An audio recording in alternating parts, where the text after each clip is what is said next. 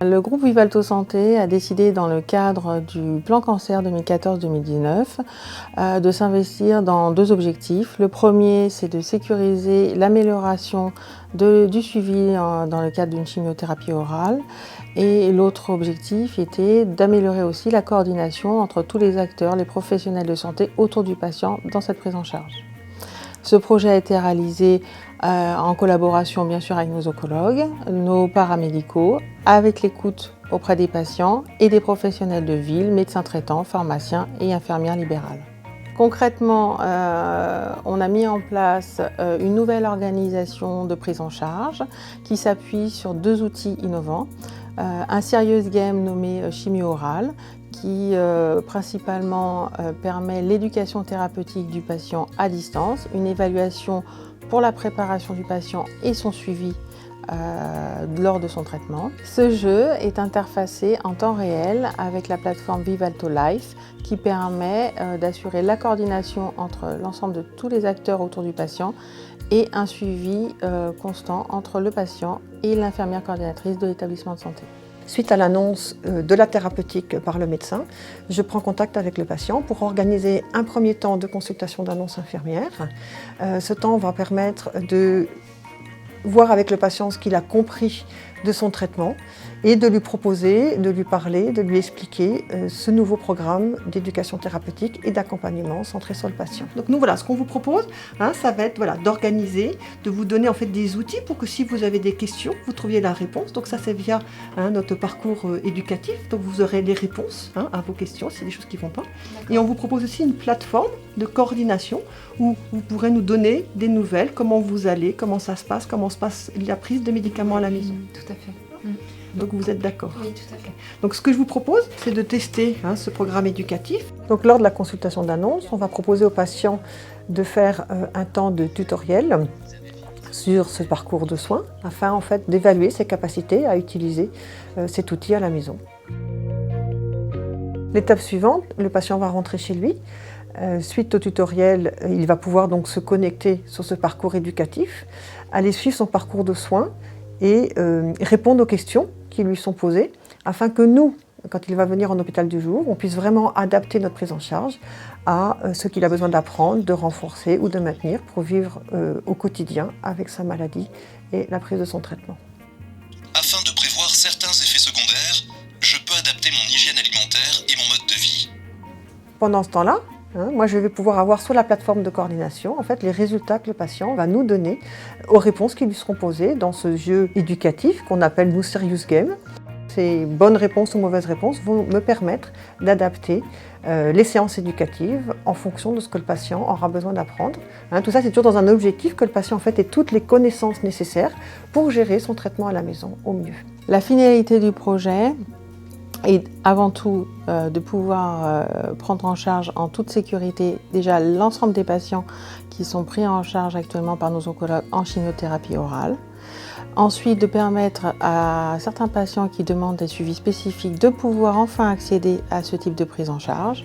Et enfin, on sait que l'évolution va vers l'accroissement de ce type de prise en charge grâce au développement de la recherche, des laboratoires. Et cela va permettre aux patients de vivre leur maladie en dehors des institutions de santé, chez lui, et de continuer à avoir une vie la plus normale possible. Les résultats du Serious Game et les examens prescrits par le médecin nous permettront d'adapter, de personnaliser une journée d'hôpital de jour où pourront intervenir différentes personnes, soit des médicaux, par exemple le gériatre pour quelqu'un qui a plus de 75 ans, un cardiologue ou une autre spécificité. Et on pourra aussi demander l'intervention des paramédicaux.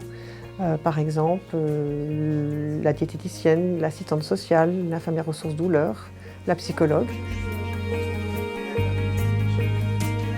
Lors de l'hôpital du jour, je vais revoir le patient pour évaluer ses aptitudes à gérer son traitement à la maison, puisque comme en fait il va être tout seul, il va devoir prendre des décisions, savoir quand il faut prendre le médicament ou ne pas le prendre. Donc on va revoir ça afin de poser un diagnostic éducatif infirmier qui nous permettra d'adapter la suite de la prise en charge. Donc on vient de faire la séance éducative sur la prévention des effets secondaires, ce qu'il faut faire ou ce qu'il ne faut pas faire afin d'éviter les effets secondaires. Donc ce que je vous propose maintenant, c'est de refaire le parcours que vous aviez fait à la maison. Choisissez les règles. Suite au bilan éducatif partagé des différents intervenants, l'oncologue ira voir le patient et pourra valider le maintien de la décision de traitement anticancéreux oral qui aura été faite en réunion de concertation pluridisciplinaire. Et donc le médecin informera le patient du maintien de ce traitement et donc du début du traitement pour le patient. Donc je peux vous confirmer aujourd'hui qu'on maintient la décision de la chimiothérapie orale et qu'on va débuter tout de suite.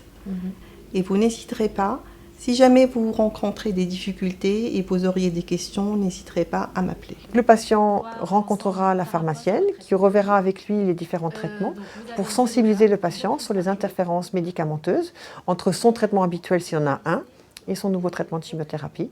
La pharmacienne pourra aussi informer le patient des différents aliments qu'il faut éviter avec le traitement anticancéreux oral.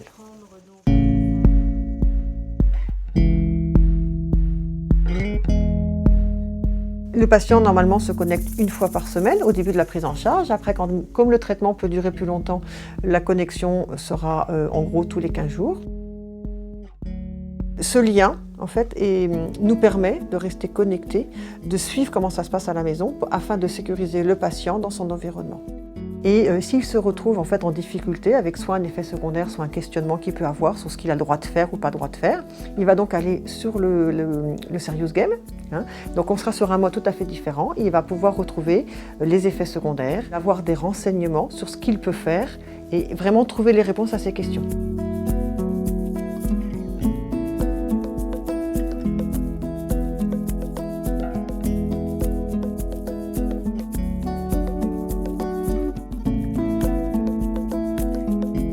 Si cependant en fait, il n'arrive pas à trouver des réponses à ces questions, il se connectera sur la plateforme et il nous informera.